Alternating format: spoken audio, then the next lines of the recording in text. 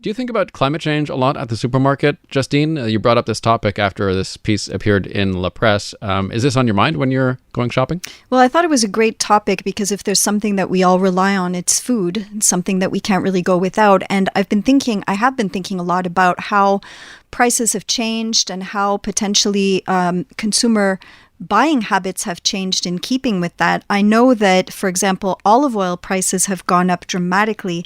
According to Statistics Canada, a litre of olive oil went from $9 in 2022 to $14 in January of 2023. Olive oil is blowing my mind. Isn't it? Yeah. And that, of course, is directly related to climate change because of the extreme weather, the extreme heat temperatures in Europe and specifically in Spain. So production there has been declining because the olives are simply dropping off the trees because it's too hot. So definitely something to think about. And olives, of course, aren't the only food item that's affected. Sylvain Charlebois is the food professor at Dalhousie University, and you know him from CJD and other media outlets as well. Professor, hello. Good afternoon. So what do you make of especially the olive oil situation? To me, I mean, so many staples in our grocery bins right now are being seriously impacted by climate change. Let's leave inflation aside and that general debate, but just on climate change, what are some of those staple items like olive oil that you're seeing serious shifts with?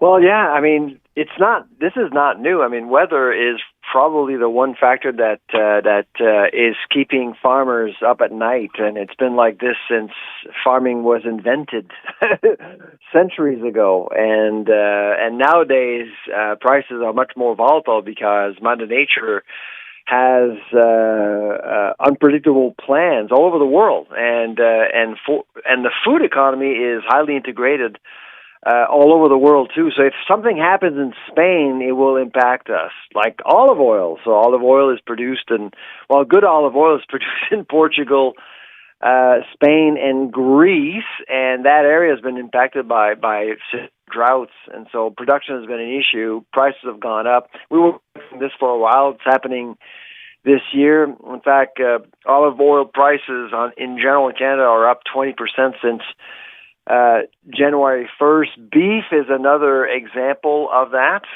We're seeing climate change impacting that.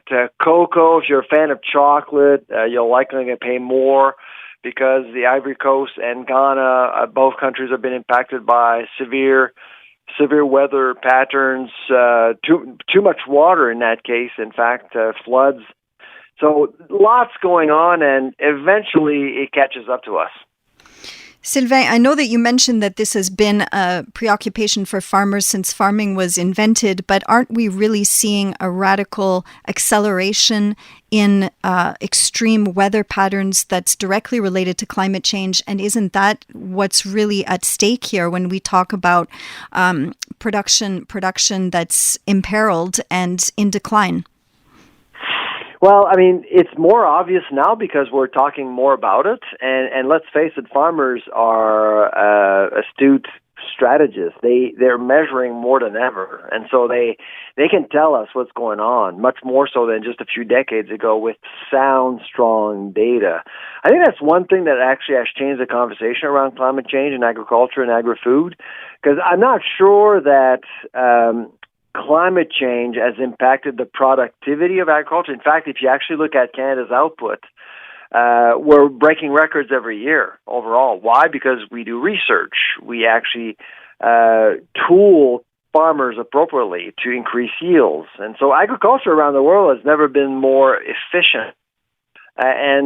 So that's why climate change is a real thing, but we can adapt, and we've been adapting. In fact, by 2050, we expect the planet to have well over 10 billion people. If you talk to experts about food security, no one is worried that we'll be able to feed everyone on Earth. In fact, we actually may produce more food than we need. The problem has always been distribution. So certain areas will be impacted by climate change much more so than others, which actually would create migration. So population would migrate from one region to another. It's happening now already. And so you got to be ready for that too. So populations will shift along with climate change.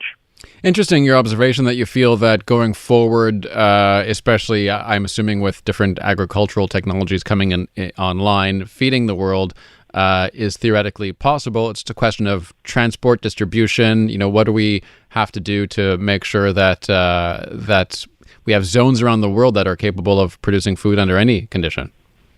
Exactly. And you talk to farmers, I mean, they're good inventors and they're quite resilient. And so they know what they can do to cope. Now, there are extreme weather patterns like flash floods, hurricanes, tornadoes. I mean, of course, being in Quebec, you have to think about things like ice storms and things like that. So these things will continue to happen. They're happening more frequently. But again, when it comes to agriculture, I think we can do fairly well. Just look at this summer. I mean, right now we're looking at decently priced produce coming from Quebec, for example, just because the weather has been really good. Same thing in Ontario as well. The Corn Belt in the United States has been blessed with a lot of moisture, a lot of rain too. So commodity prices are very low.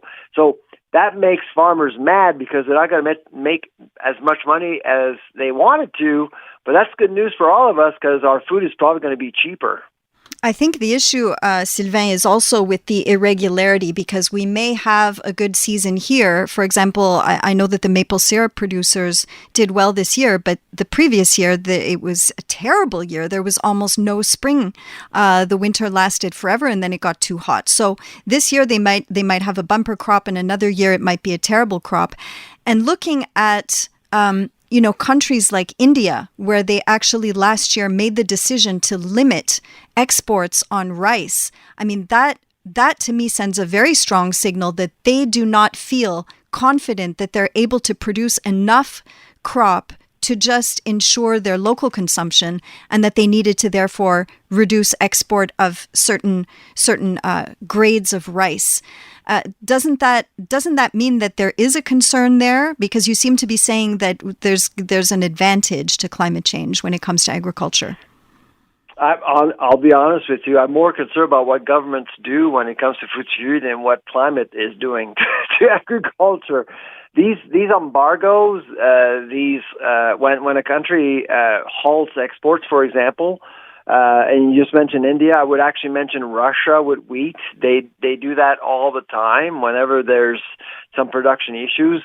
That actually hurts the world more than climate itself, if you can believe it. It's actually in the literature, you often see governments panic and they don't want hungry people in their own backyard, so they'll just halt exports, which eventually will hurt. We saw that with palm oil a few years ago as well in Indonesia.